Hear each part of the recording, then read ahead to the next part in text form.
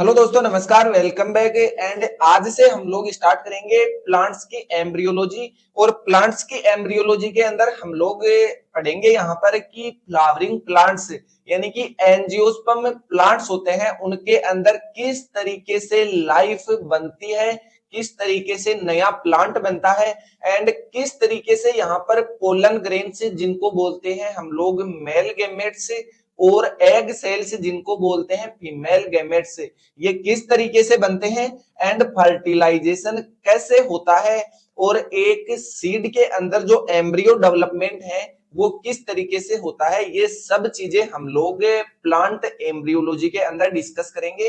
तो सबसे पहले आपको यहाँ पर दो चीजें याद रखनी है कि एक तो प्लांट एम्ब्रियोलॉजी की डेफिनेशन क्या होती है, यानी कि study of formation male gametes and female gametes, यानी कि मेल गेमेट और फीमेल गेमेट होते हैं, इनके बनने की स्टडी एंड फर्टिलाइजेशन कैसे होता है एंड एक सीड के अंदर एम्ब्रियो कैसे डेवलपमेंट होता है, इन सब की स्टडी करना प्लांट एम्ब्रियोलॉजी कहा जाता है।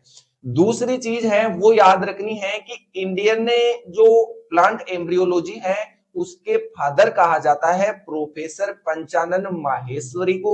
ये चीज आपको हमेशा याद रखनी है, भले ही आपको डिस्क्राइब करना हो कोई क्वेश्चन को या फिर ऑब्जेक्टिव क्वेश्चन हो। एक होता है कि वर्ल्ड वाइड जो प्लांट एम्ब्रियोलॉजी है उसके फादर किसको कहा जाता है, तो उनका नाम है C.F. वोल्प। ये चीजें तो आपको याद रखनी है।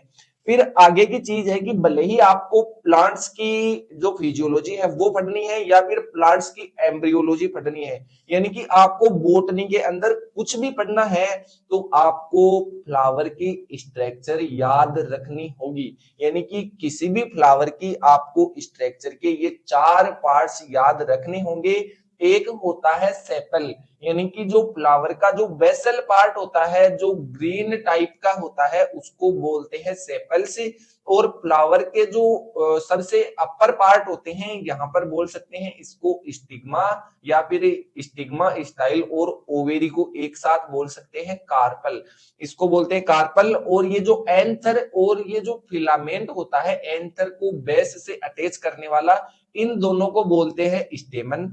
तो ये क्या हुआ, कार्पल स्टेमन। और इन कार्पल और स्टेमन्स को जो कवरिंग किए हुए फ्लावर का पार्ट होता है इस तरीके का, उसको बोलते हैं पेटल्स। तो कौन कौन से फोर पार्ट हुए, सेपल, फिर पेटल्स, फिर स्टेमन और फिर कार्पल। ये चारों चीजें आपको फ्लावर की स्ट्रक्चर के अंदर हमेशा याद रखना होगा, और ये बहुत ज्यादा इजी है, सेपल, पेटल, स्टेमन, कार्पल, ये चीजें याद रखना। फिर आपको एम्ब्रियोलॉजी वगैरह सब लॉजिकली समझ में आ जाएगा, भले ही आप फिजियोलॉजी पढ़ रहे हो प्लांट्स की, भले ही आप एम्ब्रियोलॉजी पढ़ रहे हो। तो आपको क्या याद रखना है, ये चीजें याद रखनी है। फिर देखना है कि जो मेल गेमेट्स होते हैं उनको बोलते हैं पोलन्स, और जो फीमेल गेमेट्स होते हैं उनको बोलते हैं एग, जो यहाँ पर ओवेरी के अंदर बनता है। और जो मेल गेमेट्स होते हैं पोलन जिसे बोलते हैं हम लोग, वो कहाँ बनते हैं, इन एंथर्स के अंदर बनते हैं, और एंथर से कनेक्ट होते हैं इस फ्लावर से फिलामेंट के थ्रू। और ये जो एंथर होता है ये फोर चेम्बर्ड होता है, ठीक है। तो यहाँ पर एंथर के अंदर पोलन ग्रेन्स बनते हैं जो मेल गैमेट्स होते हैं, और यहाँ पर ओवेरी के अंदर एग बनता है जो फीमेल गैमेट कहा जाता है। ये चीजें यहाँ पर इस स्ट्रक्चर से आपको याद रखना है। एंड देन अभी हम बात करते हैं मेल गैमेट्स कैसे बनते हैं। मेल गैमेट्स को बोलते हैं हम लोग पोलन ग्रेन्स, और पोलन ग्रेन्स एग के कंपैरिजन में छोटे होते हैं, जिसकी वजह से इनको बोलते हैं माइक्रोस्पोर्स, ठीक है। क्या बोलते हैं, माइक्रोस्पोर्स। और जो एग सेल्स होती हैं वो लार्ज होती हैं इनकी कंपैरिजन में, उसकी वजह से उनको बोलते हैं मैक्रोस्पोर्स। तो पोलन ग्रेन्स के बनने की प्रोसेस को क्या कहा जाता है, माइक्रोस्पोरोजेनेसिस। और ये जो माइक्रोस्पोर्स है वो कहां पर बनते हैं, एंथर के अंदर बनते हैं।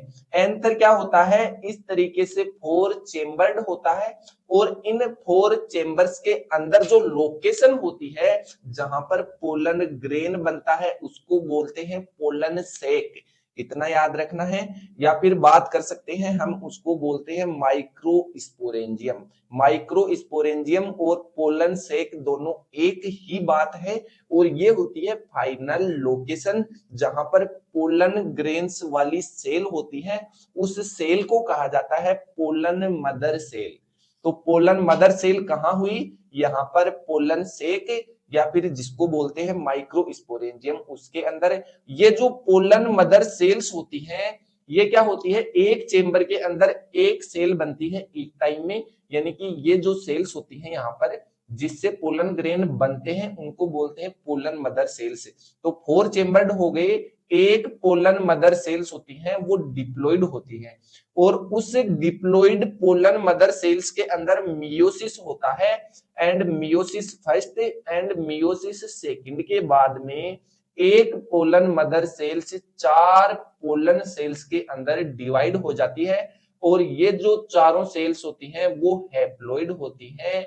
ये जो पोलन मदर सेल थी वो तो डिप्लॉइड थी, लेकिन यहाँ पर 2 मियोसिस बन गए, तो इनके बाद में ये जो टेट्राड बना, यानी कि 4 पोलन्स का ग्रुप बना इमेच्योर पोलन्स का, इनको माइक्रोस्पोर के टेट्राड कहा जाता है।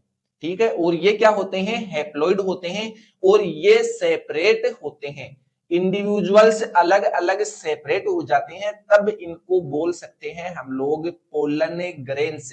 यानी कि चारों के ग्रुप को तो क्या कहा जाएगा, टेट्राड, माइक्रोस्पोर का टेट्राड, और जैसे ही ये अलग हो जाएंगे, सेपरेट हो जाएंगे, हम लोग इनको पोलन ग्रेन्स बोल सकते हैं। फिर आता है एक टर्म आपको बहुत ज्यादा दिखाई देगा, बहुत ज्यादा देखने को मिलेगा, उसको बोलते हैं टेपिटम। यानी कि ये एंथर का टीएस काट रखा है हम लोगों ने यहाँ पर, और ये क्या है, ये पोलन सेक्स है। पोलन सेक के अंदर ये पोलन ग्रेन बन रहा है यहाँ पर पोलन मदर सेल से। ठीक है, और इस एंथर के अंदर जो इसकी वॉल होती है, सेल वॉल होती है, वो 4 लेयर्ड होती है, 4 लेयर्ड होती हैं। तो सबसे इनर जो पोलन ग्रेन के सबसे नजदीक होती है, उस लेयर को बोलते हैं टेपिटम। ये याद रखना है कि जो एंथर होता है वो 4 लेयर्ड होता है, सेल्स की 4 लेयर होती हैं, और चारों लेयर में से सबसे इनर मोस्ट लेयर होती है, उसको बोलते हैं टेपिटम। तो सबसे इनर जो लेयर होगी वो क्या काम कर सकती है पोलन ग्रेन्स के लिए, यानी कि वो उनको न्यूट्रिशन प्रोवाइड करवा सकती है। तो न्यूट्रिशन प्रोवाइड करवाएंगे तो इसको बोलेंगे नर्स लेयर। जो डेवलपिंग पोलन ग्रेन्स हैं उनको नरिशमेंट यानी कि उनके लिए न्यूट्रिशन का काम करेगी, ये चीज याद रखना है। तो ये जो टेपिटम है ये 2 टाइप की हो सकती है, एक तो क्या, इन्वेजिव, यानी कि कंप्लीटली खुद ही जो है इन्वेजिनेट होकर उन पोलन्स ग्रेन्स के लिए न्यूट्रिशन बन जाए, और एक होती है सीक्रेटरी जिसको बोलते हैं ग्लैंडुलर। और ये ग्लैंडुलर क्या करती है कि जो न्यूट्रिशन होता है उसका सीक्रेशन करती है पोलन ग्रेन्स के लिए। अब देखते हैं हम लोग कि टेपिटम के मेन फंक्शंस क्या होते हैं। एक तो हो गया न्यूट्रिशन प्रोवाइड करवाती है, एक है कि ये स्पोरोपोलेनिन सब्सटेंस का सीक्रेशन करती है, और ये स्पोरोपोलेनिन जो सब्सटेंस होता है वो क्या होता है, बहुत ज्यादा हार्ड होता है, जिसकी वजह से ये स्पोरोपोलेनिन क्या करता है कि पोलन ग्रेन की सबसे आउटर मोस्ट लेयर बनाता है, और आउटर मोस्ट लेयर को कहा जाता है एक्साइन, सबसे इनर मोस्ट लेयर को कहा जाएगा इंटाइन। ये 2 चीजें याद रखनी है। तो स्पोरोपोलेनिन का सिंथेसिस करता है, और ये स्पोरोपोलेनिन सबसे आउटर मोस्ट लेयर का फॉर्मेशन करता है जिसको एक्साइन कहा जाता है।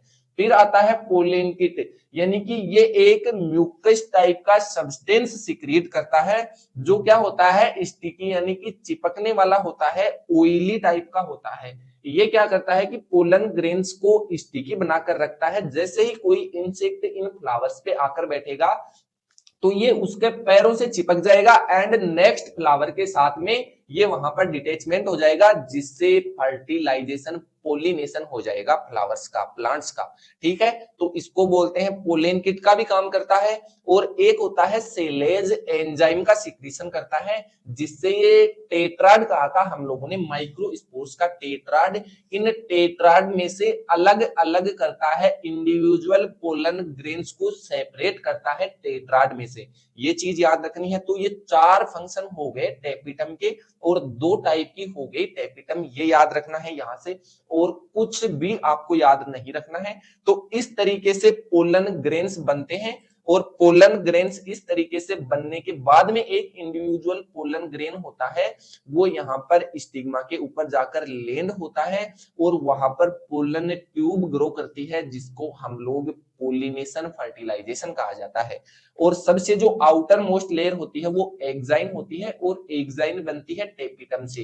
यानी कि एंथर जो है वो 4 लेयर्ड होता है, और चारों जो लेयर्ड होती है उनमें से सबसे इनर मोस्ट लेयर होती है टेपिटम। और ये इतने टाइप की 2 टाइप की टेपिटम होती है, और ये टेपिटम के फंक्शन है। ये आपको बस इतना याद रखना है, और नेक्स्ट लेक्चर के अंदर मिलते हैं इस पोलन ग्रेन की स्ट्रक्चर के साथ में। तब तक के लिए धन्यवाद, थैंक यू सो मच।